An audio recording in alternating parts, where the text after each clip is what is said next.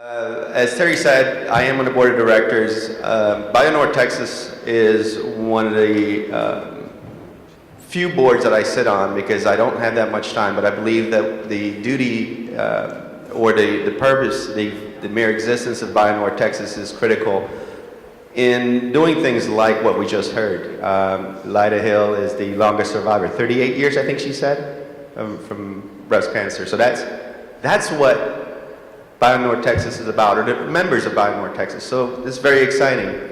A little bit about me, but really I'm so humbled to be with these two guys here. I am an entrepreneur. I've had a number of successes, none of them in the life sciences. In the last 5 years, I started working at Tech Fort Worth, where Darlene Boudreau took me under her wing, educated me a little bit about incubation and acceleration. I had done some early stage investing. 1993 was the first angel deal I did. But I learned a lot about life sciences through Darlene, and I saw her around here earlier. If you guys don't know Darlene and Tech Fort Worth, you really should spend some time to learn about it because they are a big part of the community. I'm not going to keep talking about myself because when I was asked to moderate this panel, I truly was humbled because I've done a number of startups myself, been very successful. But over to my left are two gentlemen that have done some incredible things, and I'd like to introduce you guys briefly, but I'll let you do a little bit more about yourselves later on. Paul Hirschman is a fellow board member. He is an entrepreneur, multiple startups. I first met Paul at a panel by BioNord Texas. I think we were both on the same panel, and he had brought forth some interesting strategies on how to manage how to develop a financial strategy for your startup company. And we became friends from that because I think it was brilliant how he did it. And he'll tell us a little bit more about that. That's Paul Hirschman. And the gentleman all the way over there, if you want to hear about him, I'm not going to give you everything. Go to kaganco.com, correct? But I have to say a few things. Founded or co-founded 16 startups. CEO at 12. Director 49. 60? You need to update the website. Of those companies, 18 of them are venture-backed. 9 of them were public. That's impressive. That is impressive. That gentleman, Dennis Kagan, I've never met you officially before today. Thank you for being here, both of you. I'll let Paul go first in telling us a little bit about yourself, and then maybe you can talk a little about Dennis as well. Good afternoon, everybody. I hope you're doing fine. So I'm going to change things up a little bit and give you, I'm going to give you my perspective. I'm going to tell you my story, and as a result of the story, I think you'll understand how we developed alternative strategies and a little bit about startup management. I don't have to talk about myself because really I think that this will tell you as we go forward. First of all, the story of Thermi. Thermi was a tremendous success, and Thermi enjoyed a lot of growth from, as you guys can see the scale there that we enjoyed. But really, Thermi was the end result of a lot of experiences I had. And what I wanted to really do is, there's so many important things that you can talk to people about. I thought that I would try to maybe come back to some specific things initially that were, I think, more important and really, really simple. And really, the more experience I have, the more that I find that really the simple concepts are the things that kind of stick in my mind. Number one is about building relationships. And over my career, I've been pretty good about building relationships, and I really want you to know how important that is. And with relationships, they're a little bit like a bank account. And you really should make deposits into your bank account before you can make withdrawals. That's the way a relationship works, and in your career, take the time to make the deposits in those relationships, because one day you may need to make a withdrawal, which is what really happened to me along my path. And it's really, and the things are simple about what do you do? How do you get started? Number one, do you see a void? And do you have something that can fill that void? There's a lot of great ideas, and the 3 aspects of developing the idea would be conceive a plan, conceive the idea, can I do this, and then develop a plan. And then I think, obviously there's a lot of great ideas, and people can conceive of something. It begins to fall out from there for those that can develop a logical plan. and a timeline that you can follow. And then the implementation, I think, is the part where you see such a huge failure rate with startups. So those are the things that you really need to do to go forward. And then as you begin to develop your plan and implement, also learn that if you can't do one, you probably can't do two. And if you can't do 2 and 3, you really don't have anything, a business that you can grow and scale. So it came down to the term of nail it and scale it. And you've got to make sure that you do that before you invest a lot of time in going forward with something that might not initially work. So in '89, started a company, and this company was initially started with friends and family, which typically is what you see, and then from there we got venture capital. Moved along venture capital, and it was a very fast-growing company, and we were out of the Dallas-Fort Worth area and recognized in a number of ways. But as we grew, we took the company public and raised capital from the public markets, missed our numbers, and very quickly spun the other direction. Ultimately, ended up selling the company to an international pharmaceutical company.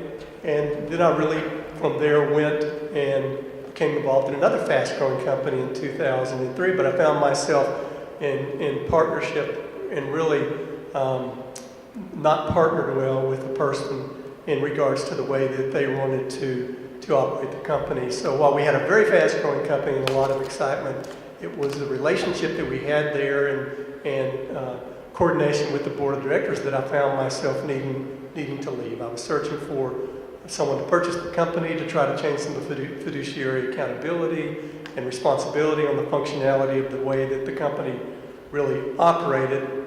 Thought we had a private equity purchaser lined up, and then on the day of the closing, they ended up walking. So I found myself out from the company that I'd co-signed the loan on, lost my income, and began then to try to do what I'd always done, and that was to develop companies from a startup mechanism and to bring them forward. And suddenly, I went from, in my career, a guy that, if in comparison to baseball, if I was in the batter's box and every time I swung the bat, it was a double or a triple, to suddenly I was in the batter's box and I couldn't get a walk, I couldn't get anything but a strikeout. And for whatever reason, I started this spiral in my life that actually ended up creating circumstances that I'll tell you about that was part of the great success. So from 2009 to 2011, I put up here the negatives and the positive. We lost everything. So we lost our kids' college fund, we lost our cars, we lost our house, we lost whatever savings we had. And I found myself living in my nephew's bedroom at that point, glad to be there, appreciated having the support of my family over my head, or having a roof over my head, and here I was, a guy that suddenly couldn't make things happen and continued to try. And then I had friends and relationships, folks that over the years that had been there and had been through many other things with me, and the relationship was there. A number of them stepped up to allow us to continue to go forward and to encourage me to, seek the ideas and try to be an entrepreneur. And then in 2011, I was, no health insurance, got sick, found myself in the hospital with some unknown infection, and really it could have spun either way as far as personal, whether I was going to, obviously I made it, whether I was going to make it or not, but it was really, really scary. And so then I reconnected at the time in the hospital in 2011 with a guy, Kevin O'Brien, and Kevin was the first guy that joined me in the first venture in 1989 for the company that we built, and was awarded from a fast-growing perspective and took public and sold. And we'd competed in the marketplace since 1997, and we reconnected on a personal basis. So as we came back and began to go forward, here I was broke and had just an idea on a company. So I found myself really kind of put aside as far as how I could raise capital. There are a number of ways that you could go forward, but realized that because it was an early stage startup and we didn't have valuation and many things, it was really going to be difficult for us to raise capital in a manner that even I'd done in the past with venture capital. But timing is so important. There was a private equity company in Boston that was developing this technology for pain management, a new private equity group purchased them, and they decided to take the asset and spin it off and sell it. And my new partner, Kevin O'Brien, who joined me in 2012 from previous, was aware of the asset. And so we began to go, we're going to go buy this asset. We knew it was really what we could do with it in aesthetic management. But as you go forward, we realized that another important lesson I learned is you have to compensate people for helping you. And you can compensate them with cash, or you can compensate them with options and upside in your company. And that's one of the things that we decided to do, was to try to go get people that we couldn't afford to get them to be involved with us on a cash perspective, but utilize our dream, our vision, and some things that we had done in the past and the new technology so that we could secure them to support and help us. The other thing that we realized, we began to talk about strategic investors. We had to get strategic investors to come in and work with us, and primarily were physicians, plastic surgeons, facial plastic dermatologists that were in the space, because family practice, traditional private equity, venture capital, we couldn't support, there's no way we could get their capital because we had not validated the technology, and we'd end up losing the bulk of the company by trying to get funding from those sources early on. So our real part of it was we knew that we couldn't pull it off and go in with another way to raise capital, but really the rule was if you can't be strategic to our company, then we really didn't want to have your money, because they saw what we were doing. And we had a common vision. We had physicians that were in the marketplace, and they knew what the technology would do. We got them to engage with us in some pretty important ways so that we could validate the technology and go forward. We set up a clinical advisory council where these physicians would participate with us on this clinical advisory council, and they got options in order to perform certain tasks for us so that we could get on the podium and move things forward. 2012, we acquired the technology. We contributed. You can see the picture on the right. You got to, when you start your company, you got to contribute some capital.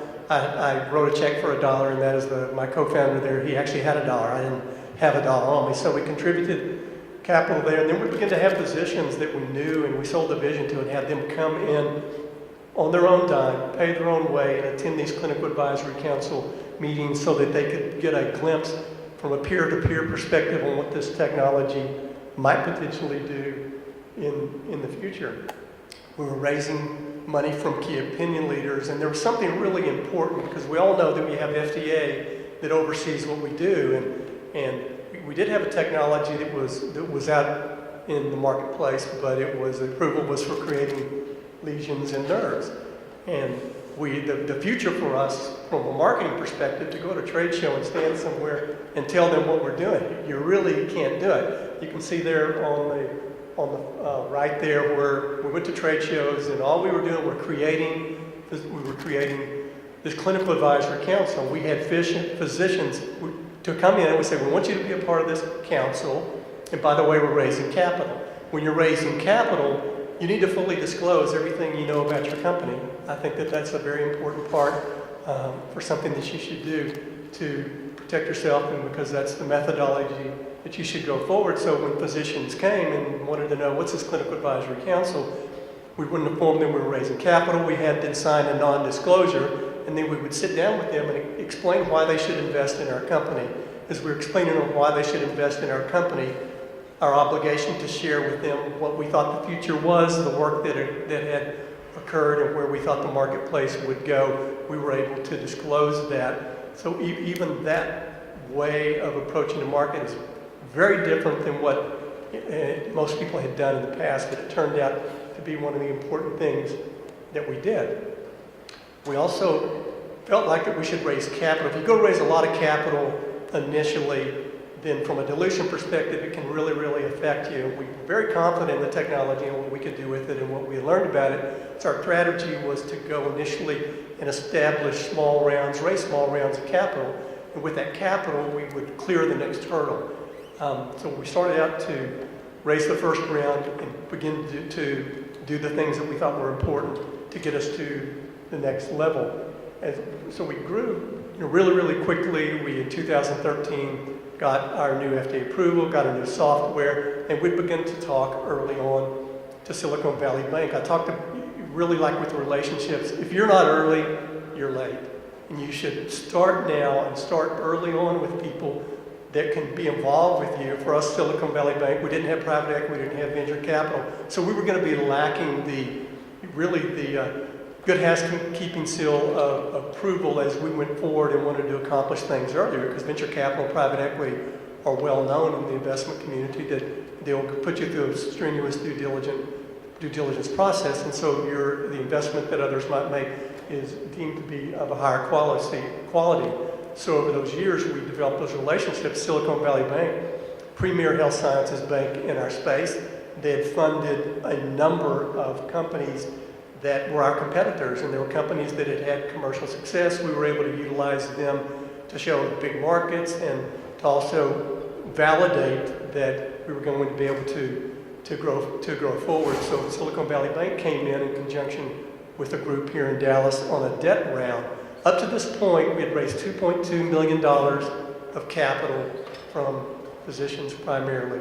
We raised it from one distributor in Taiwan that liked the technology and wanted to secure that when we went for worldwide distribution that they would have first opportunity to introduce the technology to Taiwan. And then when Silicon Valley Bank came in with Cypress Growth Capital, another great company here, we secured $9 million. So the progress that we moved along was remarkable. And the $9 million that came in from a dilution perspective, because we had raised our valuation from $12 million to $22 million to $35 million, and they came in at this round. The dilution that we got at that time for the major bit of investment that we received was very, very minimally dilutive to our company.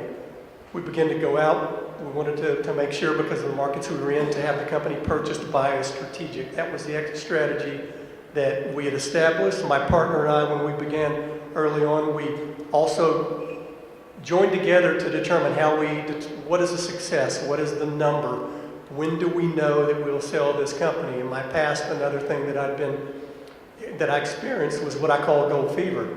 And people work together, you lock arms, and suddenly when you figure out there's gold in this mine, people change. What was acceptable on an exit to them suddenly becomes less acceptable, and you continue to push and move the goal further down, and that will leave you potentially susceptible to things that will happen to you, or many, many things that can happen to you that would totally derail you from reaching your goal. And we were much later in our career, we had both done that, so we agreed that we weren't going to do that. We continued to grow, $1 million in growth, $5 million in 13, in 14 we did $11 million, and we won the 7th fastest private growing company in Dallas from the Cox School of Business. This is my co-founder there, and we won that award together, 7th fastest private growing company in 2002. So it was kind of sweet for us to be back and receiving that award. But I tell you that because you've got to memorialize your success as you're going to raise capital or you're going to find a strategic investor. You've got to place these awards. You've got to place recognition, even setting your company up. And Dennis will talk a lot about that with you from an accounting perspective and things you're doing. Set a foundation for yourself so that you can show these successes, and these all go towards value as you go forward. We continued along in 2015, and we performed about $27 million in revenue. And as you're going, you have to look for how do you get there. One of the best ways for you to get there is to get a term sheet. One of my main roles, by the way, is to raise the capital. Everybody sold, everybody took care of the customer, raised the capital, developed the strategic, the pathway for a strategic purchaser that might ultimately take us out. Went out and got a letter of intent from a company that there's no way we would ever completed a transaction with them, but it gave us what we needed to show value for the company and take that out to the strategics that over 2 and 3 years, we developed the relationships. Over 2 and 3 years, we continued to tell them, here's what we think we're going to do, here's what we just did, and here's what we're going to accomplish, and go back to report that to them, and it all then can crescendo up when things go well for you to something that's successful to help you get a strategic acquisition of your company completed. So this is a picture of the guys that acquired us, Almirall. They're an international pharmaceutical company in Spain, and they had sold the drug to AstraZeneca for $1.6 billion. They had the desire, they had the capital to do this, and they were looking for us, a company that we had no IP, we had very, very limited FDA approval from a marketing perspective, but we had a group of key opinion leaders, their customers, plastic surgeons and dermatologists that loved our company. We built a culture. We had over 200 option holders. These option holders were our customers. They were the ultimate winners of the distribution of the 83 million that we pulled in. So they cared and they committed and they helped us build our business. And that's one of the things that Almirall paid us for, was that infrastructure, those relationships, because when you build the commercial pathway there are other, and we knew there were other things that our company was going to do. You can drop other products in on top of that success that you've established there. Then in 2016, DCEO awarded us, or announced that we were the winner in Excellence in Healthcare Awards for the Outstanding Healthcare Deal in Dallas. All of that. And so I think I told you guys, and so this is my personal story, so I guess I'm going to give you a personal Bible verse, right? And I began to carry this in 2012, and as a guy who had been through so much, and I promise you I can outwork any of you, and I'm pretty educated on the things, on how to build a company, but that was the same guy that couldn't make anything happen for a number of years. And so as we were growing this company, I began to recognize that and you're subjected to the same thing. All kinds of external things have to not happen or happen to you for you to be successful. You don't need to get sued. You don't need to have a patient that is injured. The list goes on and on and on. You don't need the FDA to show up and question what you're doing. None of those things happen. We had many, many storms that hit us, and when those storms would hit us, unlike the previous years that I've been going through, they didn't crash us into the rocks and destroy the vessel that we built. They pushed us in another direction, but in this time, for whatever reason, we were pushed in a better direction. And it happened, we actually became really faithful guys because it happened over and over again. So you have to have external factors to help you. And so, I became pretty humble and still am. And, refer to this Bible verse because, again, you can only do so much and you should do those things for success. But the external factors can really take you, actually where you need to go, and it has to be a part of which is a part of your success. So thank you.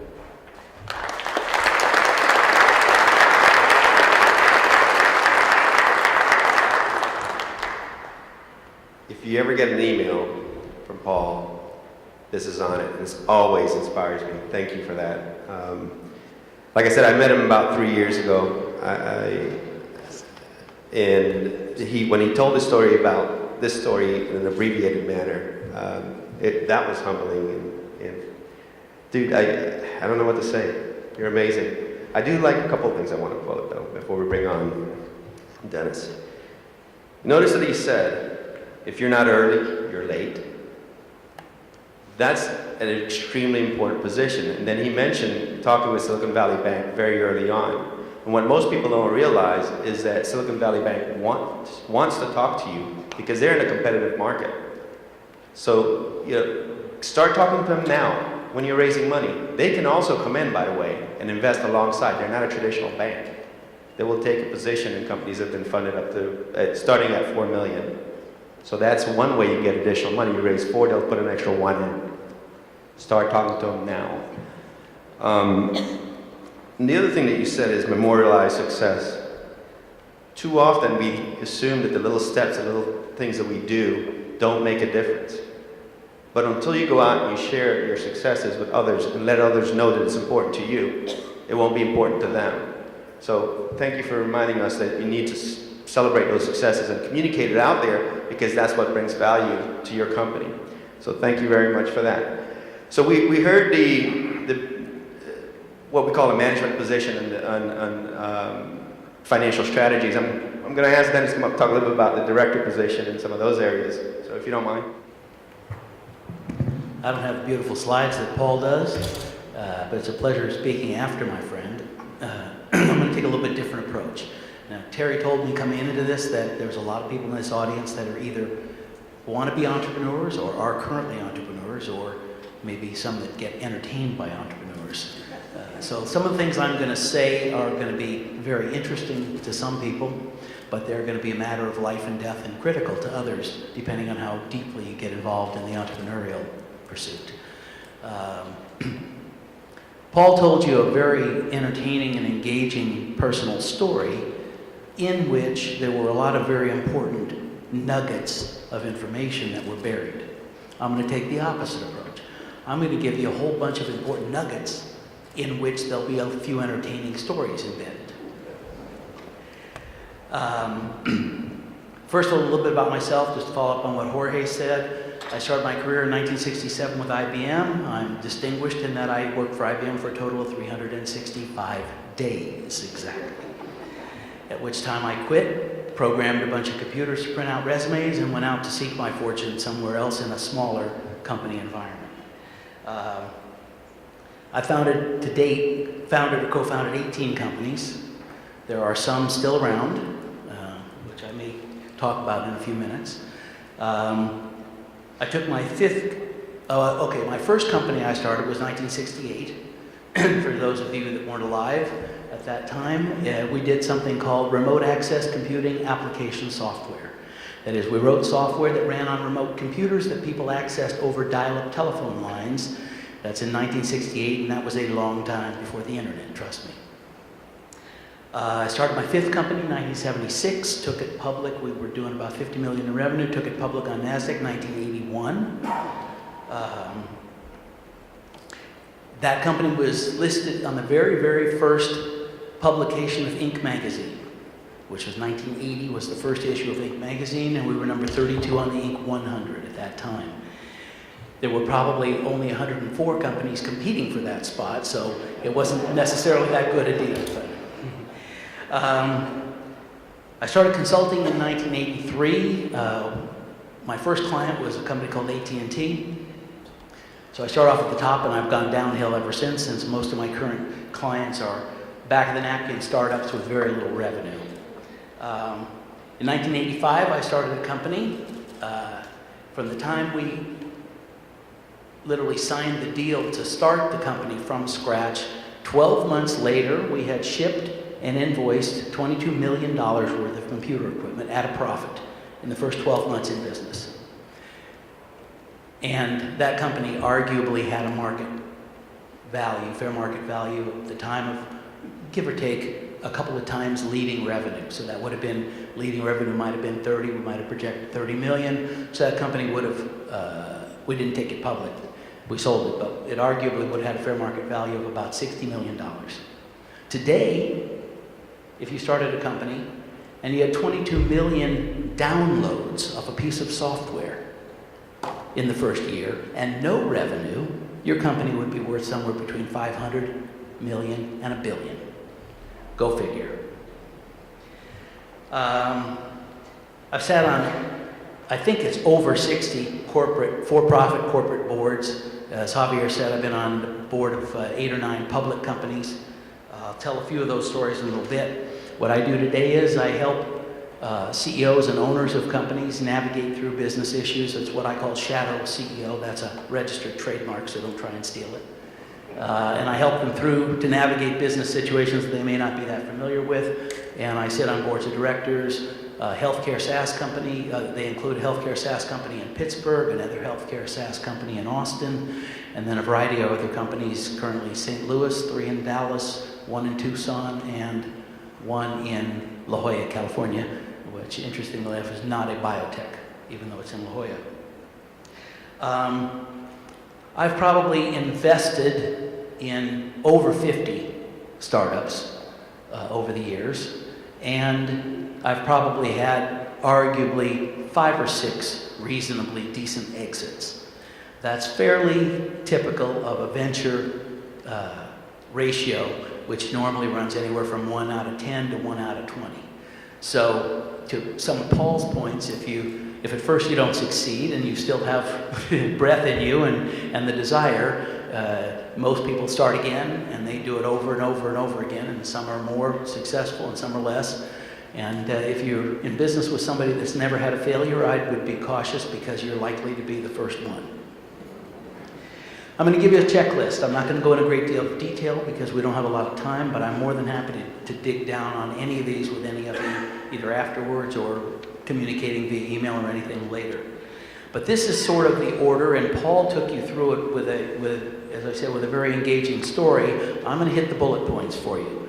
And I'm going to emphasize some things that you may not have thought in terms of emphasizing or even considering. The first thing I'll say is that domain expertise is only one of many elements in the success of a venture. Just because you know your business inside and out doesn't mean it's going to be successful. Just because your idea is unique doesn't mean it's going to be successful. It takes a much broader combination of skill sets, contacts, relationships, and understandings. Some of them are horizontal and some of them are vertical, but they're not all just your expertise in your particular field. And so the first lesson there is it has to do with the team that you put together. Make sure you cover all the bases with your team, and if there's any holes, try and find some people that can fill those holes. But none of us are experts at everything we need to be to make a truly successful company. So here's my checklist. Startup. And the other thing is the title of this is, I think, Alternative Financial Strategies and Startup Management. Well, really, startup management comes first. Because if you're not managing your startup, you're never going to get to alternative or any other kind of financial strategies. The starting point of startup management then, once you are organized, will be how you finance the company. So we'll get that in a minute. And again, Paul mentioned some of the variety of alternatives that there are. In 2000, I started an incubator. It was in Santa Barbara, California. And we probably incubated 40 companies just in that situation alone. We invested millions and millions of dollars in them. And there's only one company left. It happened to be the only semi-biotech deal that we did at that time. There's only one company left in business. It's a healthcare company called InTouch Health, which builds a robot. I don't know if any of you are familiar with the robotics called remote presence. I was a founding investor and a founding board member of InTouch many years ago. I was hoping it would go public this year, but doesn't look like it's going to. First thing, think through your long-term objectives. What are you trying to do? Are you trying to create a lifestyle business to make a living? Or are you trying to create a company that's going to be a benefit to the community? That, of course, is always optimal. But if that's your sole goal, that's one thing. If your sole goal is to just have a job, is it to sell the company? Is it to take it public? Is it to whatever your long-term objectives are? It helps to have an understanding of those up front because there's a lot of decisions along the way, starting with how you incorporate. Is it a partnership? Is it an LLP, LLC, S Corp, C Corp? Your organization of the company makes a difference the further down the road you get. There's reasons for doing it in any of those formats, but before you get into one of those formats, strictly on the advice of an attorney or accountant, it's important to understand what your goals are and how that format may ultimately match up with those goals. Business model and capital requirements. There's a lot of different business models, a lot of different capital requirements. If your business models can include a lot of capital, I'll give you an example in a second, then you have to accommodate for that in all the other areas we're going to be making a decision. So for example, when we started InTouch Technologies, the robots were going to cost about $60,000 a piece to manufacture. And these are the little Wi-Fi controlled, battery-powered robots that go through hospitals, and they do discharges so that the physicians can do their rounding with them, and they can be in their pajamas in another city and still discharging their patients. So the ROI on that was that by discharging the patients from the hospital without having to go down there and take the time, it freed up the bed, which freed up the OR room for them to have another operation, which is where the hospitals were making their money. So the ROI was getting people out of the rooms quicker by being able to do rounding remotely. It's now evolved to where there's a remote presence for certain specialties. So if a remote hospital doesn't have a burn expert, it doesn't have a heart expert, or whatever it is, those experts can access the patients via these robots. So the robots were expensive. My co-founder, the primary founder of the company, was Dr. Yulin Wang. He invented Da Vinci, which is intuitive now. It was a company called Computer Motion when Yulin founded it, and then Computer Motion and Intuitive were doing so much battle over IP, both as public companies. They finally merged the companies, and so Intuitive owns it, but Da Vinci was the original product. So Yulin invented Da Vinci, so he came from a robotics background. And when we started In Touch, which we incubated in my incubator, he said, I'm not going to sell these machines anymore. I'm not going to let anybody buy these machines. He said, we made a big mistake. We kept selling these machines. We had no recurring revenue, and it didn't work out that well for us. He said, I said, what are you going to do? He said, well, we're going to lease all the machines. I said, okay, if you're going to lease the machines, it's going to take a certain amount of money to buy those machines. And if you buy those machines with that money, you have to raise the money. That amount of capital is going to dilute your ownership in the company, and you'll end up with substantially less equity in your own company than you would have had because you needed to raise the capital for the business model. I said, and also some hospitals are going to say, hey, look, we're not going to lease it. We pay less for money than you do. We want to buy it. Ultimately, the business model turned out that we sold about half of them, and the profits on the half we sold financed leasing the other half. So it worked out with a kind of a happy medium. But that's an example of business model versus capital requirements. If you're going to spend a lot of money on research, I'll give you another example. A company I co-founded in 1997 in La Jolla is still in business. I was going to say I'm proud. I'm not sure if I'm proud or not. We have had one profitable year since 1997. 1 year where we showed any kind of a profit. We've had revenue. We have raised over $30 million in doing, and we do cutting edge research in semiconductors and wireless communication software. And we patent that, and then our business model is to license the patents. But we raised $30 million. $30 million can dilute investors, can dilute founders quite a bit unless they're also putting in more money or allocating equity in different ways. There's a lot of strategies around that, but look at your business model. This one took way more in research capital than we anticipated it would in the beginning. Business model, capital requirements, type of corporation, I talked about that. There's a lot of misconceptions in terms of, well, be an LLC, be a C Corp, double taxation, this and that. Without getting into it, I'll only say that those are all true, and in any given situation, those are all false. It all depends on the situation. What your goals are, what your strategy is, how you're going to raise money, who's involved in the company. There's a good reason to do all of them, and there's good reasons not to do them. It depends on the circumstances. Bylaws. It's one of the last things that anybody thinks about when they form a corporation.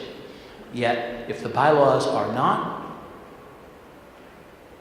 carefully drawn, and most companies start with a boilerplate bylaws that they got from their attorney, which is the same document that's been marked up 47 times for 52 other companies or whatever it is, and they just inherit those bylaws and they live with them for a long time until they find out that they really got them in trouble.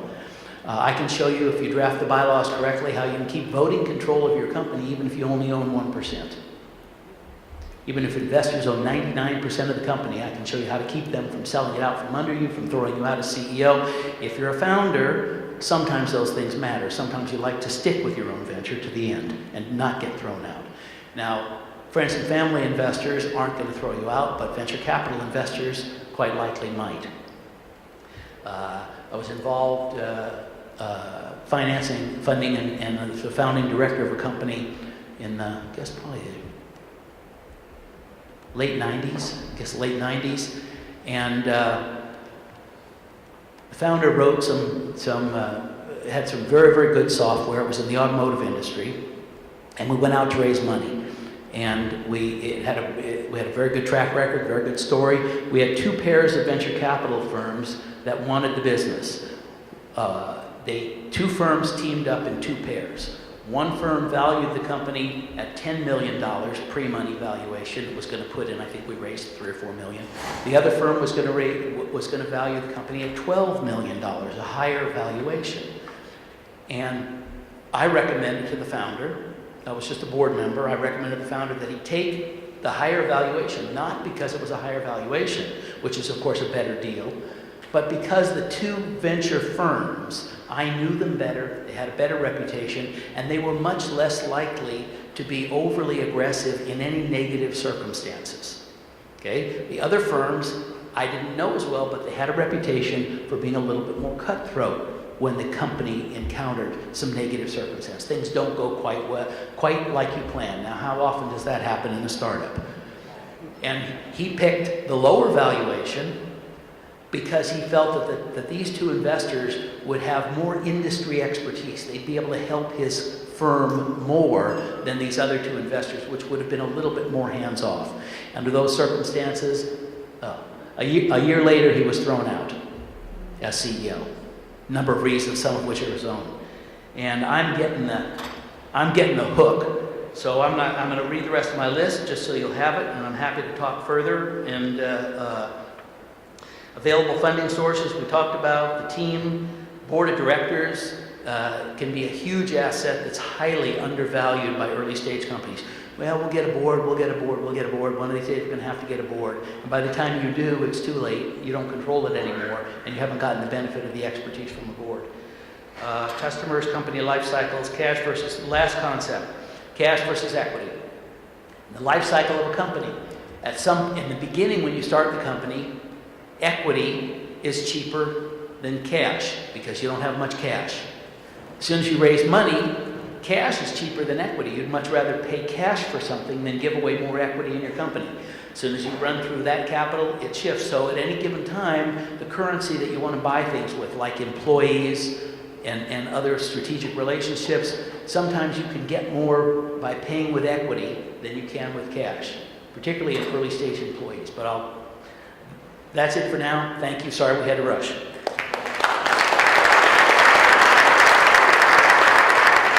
And I'm going to look down at Terry. Do we have time for any questions, or are there any questions in the audience? Real quick. Go ahead. One quick question. You mentioned that you could show the agreement on how to structure the bylaws. Is that something that you could provide some later or something? Or where would we go? Or maybe the attorney you used? I'd be happy to talk to you quick offline about how it's done, what the concept is. I'm not going to provide any documentation or paperwork. Everybody's bylaws are a little bit different. So what you can do is actually hook up with him afterwards. He's a consultant. He'll charge you. Really quick, if you have a question, real quick. Do either of you serve on the boards of startups for equity? Very few of the boards, of 61 boards, very few of the 61 boards I've ever been on paid anything. And some of it was never worth anything. Some of it was on the board of a company. I joined the board December 1995, and by June 1999, the company had gone public at a $6.5 billion market cap, 4 years. I recruited a woman to the board. Her name was Judy. And she joined the board for equity, and I told her she's going to make more on my board than she would on the 3M board. In 3 years on the board, she made $10 million. Okay? That's an unusual circumstance. Most startup boards recruit both advisory boards and fiduciary boards for equity, not for capital. Not for compensation. Since we're talking about alternative financing, I was wondering if any of you are involved or planning to get involved with ICO, especially with the new Hyperledger coming out, which is really good in the healthcare industry. In the initial coin offerings. I don't know. I'm not, but my best friend is. And he's playing that space. I think it's a little bit too risky for me. I did my first angel investment in 1993. That company got bought by a public company in 2016. That was the worst deal I ever made, just because of the return on investment over time. But I'm not that risky. I invest in companies, but I'm not that crazy enough to go into that space yet. He is. All right, well, I think that's it. Well, thank you very much, and you guys will be around, right?